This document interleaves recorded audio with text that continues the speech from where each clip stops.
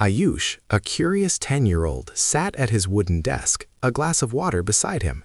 He idly stirred his spoon in the water, but then he noticed something peculiar. The part of the spoon submerged in the water looked disconnected, as if it were bent or even broken. His eyes widened in wonder.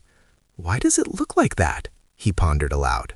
His science textbook lay open, and he remembered learning about light.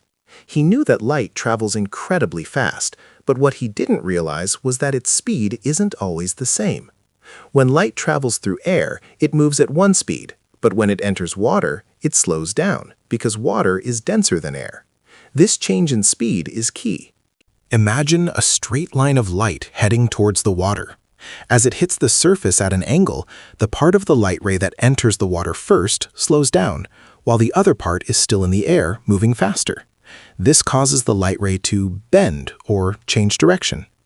This bending of light as it passes from one medium, like air, to another, like water, is called refraction.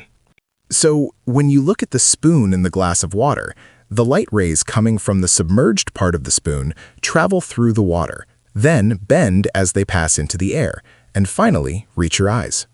Your brain, accustomed to light traveling in straight lines, interprets these bent rays as if they came from a different, higher position. This optical illusion makes the spoon appear shifted, bent, or broken at the water's surface, even though it's perfectly straight.